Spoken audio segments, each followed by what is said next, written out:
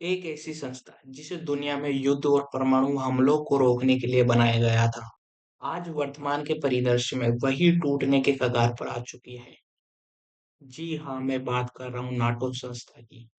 NATO संस्था क्या है, कब बनाई गई थी और आज वर्तमान परिदृश्य में इसके टूटने की संभावनाएं क्यों दिख रही है, ये इस सब पे आज अपन विशेष चर्चा करेंगे। तो चलो फिर स्टार्ट करते हैं। द्वितीय विश्व युद्ध के बाद 1949 में बना NATO North Atlantic Treaty Organisation का उद्देश्य एक पर हमला, सब पर हमला। आज नाटो में 30 से ज्यादा देश, अमेरिका, कनाडा, यूरोप के लगभग सभी बड़े राष्ट्र, दुनिया की 70% से ज्यादा सैन्य शक्ति। लेकिन सवाल यह है, क्या नाटो वाकई बराबरी का गठबंधन है या फिर यह सिर्फ अमेरिका की छतरी या यूरोप की मजबूरी? डोनाल्ड ट्रंप पहले अमेरिकी राष्ट्रपति थे जिन्होंने खुलेआम नाटो को बोझ कहा। डोनाल्ड ट्रंप कहते हैं, अमेरिका पेज, यूरोप इंजॉयज। उनका आरोप था कि अमेरिका नाटो बजट का सबसे बड़ा हिस्सा देता है, लेकिन यूरोपीय देश अपनी जिम्मेदारी नहीं निभाते, अमेरिका की सुरक्षा का फायदा उठाते हैं। ट्रंप ने यहाँ तक कहा कि अगर यूरोप पैसे नहीं देगा तो अमेरिका रक्षा नहीं करेगा। ग्रीनलैंड बर्फ से ढका हुआ है, लेकिन सोने से भी अगेत कीमत है। अब सवाल उठता है, ग्रीनलैंड इस कहानी में कहाँ से आया? ग्रीनलैंड कोई साधारण द्वीप नहीं है। स्ट्रेटेजिक लोकेशन, आर्कटिक रीजन का पर कंट्रोल और एक रेयर अर्थ मिनरल्स, भविष्य में के शिपिंग रूट्स। ग्रीनलैंड भौगोलिक रूप से उत्तर अमेरिका के बेहद करीब और राजनीतिक रूप से डेनमार्क के अधीन, सैन्य रूप से नाटो के लिए अहम। ट्रंप ने 2019 में ग्रीनलैंड खरीदने का प्रस्ताव रखा, जिसे दुनिया ने मजाक समझा, लेकिन असल में वह एक गंभीर भू राजनीतिक चाल थी। और ये राजनीतिक चाल बहुत सुदृढ़ तरीके से बनाई गई थी। ट्रंप की राजनीति में चीन के खिलाफ टैरिफ, और सिर्फ टैरिफ सिर्फ टैक्स नहीं हथियार है। यूरोप के खिलाफ टैरिफ, यहाँ तक कि अपने सहयोगियों के खिलाफ टैरिफ। ग्रीनलैंड पर सीधे टैरिफ नहीं, लेकिन ट्रंप की रणनीति थी डेनमार्क पर दबाव, यूरोप को चेतावनी, नाटो को संदेश। मैसेज साफ था, अगर आप अमेरिका फर्स्ट नहीं मानते तो अमेरिका लास्ट झेलिए। इन सब के बीच में अमेरिका का डबल गेम क्या है? यहीं से शुरू होती है अमेरिका का डबल गेम। एक तरफ नाटो का सबसे बड़ा रक्षक, लोकतंत्र का ठेकेदार, दूसरी तरफ अपने ही सहयोगियों को धमकी, टैरिफ से आर्थिक चोट, नाटो से बाहर निकलने की चेतावनी। क्या अमेरिका नाटो को बचा रहा है या उसे अपने फायदे के लिए इस्तेमाल कर रहा है? इस सब के बीच में यूरोप की बेचैनी क्या है? ट्रंप के दौर में यूरोप पहली बार डरा। क्या अमेरिका भरोसेमंद है? क्या नाटो बिना अमेरिका के चल सकता है? क्या यूरोप को अपनी अलग सेना चाहिए? फ्रांस और जर्मनी ने यूरोपियन आर्मी की बात शुरू की है। यह नाटो के लिए सबसे बड़ा खतरा और अमेरिका के लिए सबसे बड़ा अलार्म था। नाटो टूटेगा तो क्या होगा? अगर नाटो कमजोर हुआ, रूस को फायदा, चीन को मौका, अमेरिका को की ग्लोबल लीडरशिप कमजोर। लेकिन अगर नाटो मजबूत रहा, अमेरिका का दबदबा कायम रहेगा, यूरोप की निर्भरता बनी रहेगी। यही है अमेरिका का डबल गेम। नाटो भी चाहिए, कंट्रोल भी चाहिए। ग्रीनलैंड भविष्य की जंग का मैदान। आर्कटिक क्षेत्र अब कोल्ड वॉर नहीं, हॉट कंपटीशन बन चुका है। रशिया अपने बेस बना रहा है, चाइना निवेश कर रहा है, अमेरिका ग्रीनलैंड पर नजर जमाए है। ग्रीनलैंड आने वाले समय का तेल, गैस और सामरिक चाबी है। तो सवाल वही है, क्या ट्रंप नाटो को तोड़ना चाहते थे या उसे डराकर मजबूत बनाना? ग्रीनलैंड सिर्फ द्वीप है या भविष्य की चाबी? और क्या अमेरिका दोस्त बनकर दुश्मनी निभा रहा है? नाटो का सबसे बड़ा दुश्मन रशिया। व्लादिमीर पुतिन का सपना हमेशा रहा है नाटो कमजोर हो, अमेरिका और यूरोप में फूट पड़े। ट्रंप के बयानों ने रशिया को राजनीतिक ऑक्सीजन दी। जब ट्रंप कहते हैं नाटो ऑब्सोलेट है, तो मॉस्को में जश्न होता है, रणनीति बनती है। यूक्रेन नाटो में जाना चाहता था, रशिया ने साफ चेतावनी दी, नाटो ने खुलकर साथ नहीं दिया। नाटो की यूनिट उतनी मजबूत नहीं जितनी दिखती है। अब आते हैं चाइना पर। चाइना नाटो का सदस्य नहीं, लेकिन नाटो की कमजोरी। चाइना के लिए गोल्डन अपॉर्चुनिटी है। चाइना क्या चाहता है? Arctic routes, rare earth minerals, Europe में इकोनॉमी एंट्रिक और ग्रीनलैंड पर चाइना पहले से इन्वेस्टमेंट, माइनिंग इंटरेस्ट और इंफ्रास्ट्रक्चर डील। ट्रम्प का ग्रीनलैंड पर फोकस असल में चाइना को रोकने की कोशिश भी है थी। आर्कटिक अब बर्फ नहीं बल्कि भविष्य की अर्थव्यवस्था है। आर्कटिक में 13% अनडिस्कवर्ड ऑयल, 30% नेचुरल गैस, नए शिपिंग रूट्स जो आर्कटिक कंट्रोल करेगा, ग्लोबल ट्रेड कंट्रोल करेगा। ग्रीनलैंड बीच में स्थित, अमेरिका के बेहद करीब रूस और चीन के रास्ते। ट्रंप के टैरिफ का उद्देश्य केवल उद्देश्य ये नहीं था कि असल उद्देश्य था प्रेशर पॉलिटिक्स और इकोनॉमिक नेशनलिज्म और स्ट्रेटेजिक फियर। और जब अमेरिका टैरिफ लगाता है, इंडस्ट्री हिलती है, सरकारें दबाव में आती है, गठबंधन कमजोर होते हैं। ट्रम्प का मानना था दोस्त हो या दुश्मन, अमेरिका फर्स्ट सबसे ऊपर। ट्रंप युग में यूरोप ने पहली बार सोचा, अगर अमेरिका पीछे हट गया, क्या हम खुद को बचा पाएंगे? फ्रांस के राष्ट्रपति मार्कोन ने कहा, नाटो ब्रेन डेड हो चुका है। जर्मनी ने कहा, हम अब अपनी सुरक्षा खुद करनी होगी। यहीं से European army, independent defence system, US defence कम करने डिपेंडेंस कम करने की सोच, अमेरिका का डबल गेम गया है। अंदर की सच्चाई। अब सबसे बड़ा सवाल है, क्या अमेरिका सच में नाटो तोड़ना चाहता है?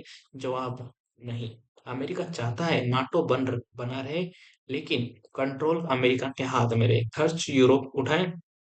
ट्रंप की नीति शॉक थेरेपी, फियर पॉलिटिक्स और नेगोशिएशन थॉट थ्रेड। ट्रंप और बाइडेन की नीति में अंतर क्या है, मैं आपको बता देता हूँ। ट्रंप के बाद बाइडेन आए। बाइडेन ने अमेरिका इस बैक, नाटो को भरोसा दिया, अलायंस से माफी मांगी, और लेकिन रणनीति वही रही। अब अंतर सिर्फ इतना है, ट्रंप धमकी देते थे, बाइडेन मुस्कुराकर दबाव बनाते हैं। डबल गेम जारी है।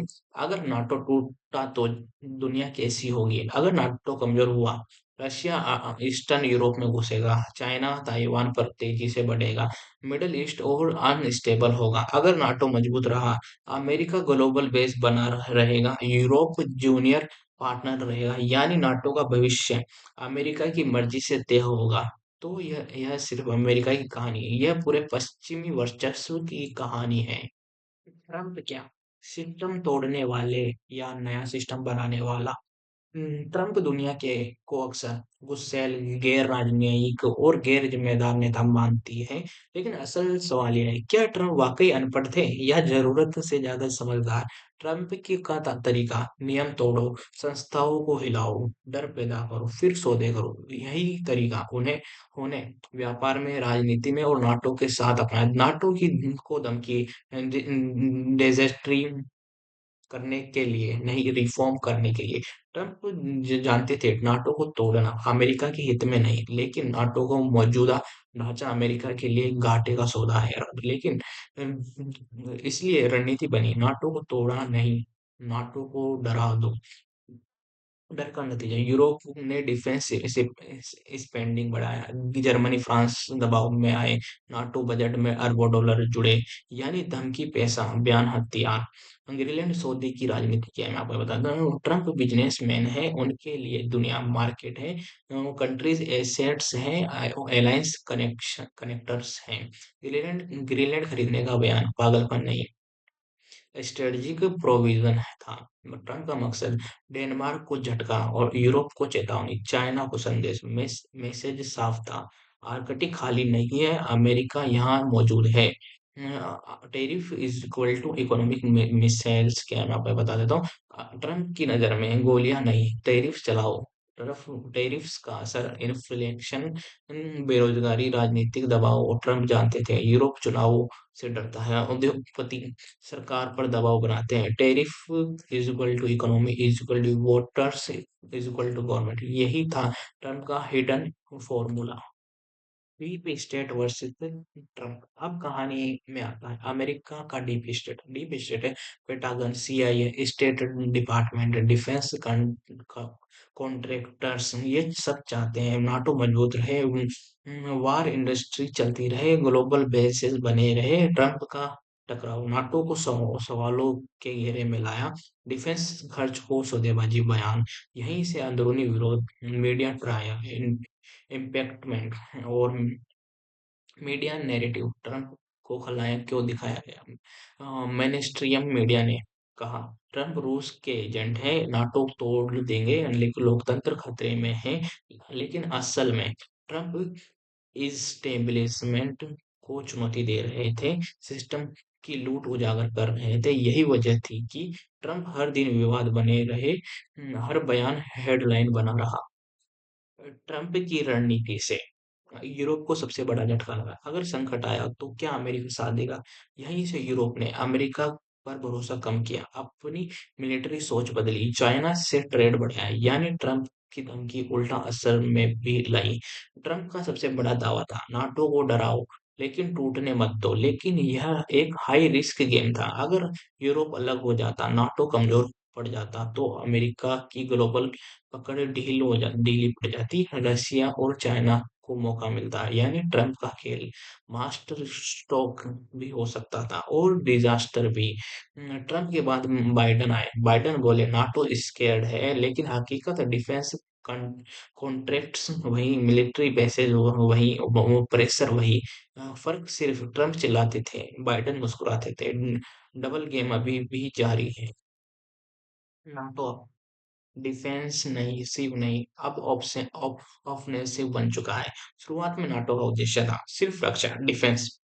लेकिन जब नाटो अफगानिस्तान गया, नाटो लिबिया गया, नाटो साइबर वॉर में उतरा, नाटो स्पेस कमांड तक पहुंच चुका है। यानी नाटो अब सिर्फ सैन्य संगठन नहीं, बल्कि ग्लोबल पावर टूल है। और यही बात अब कई देशों को भी डराती है।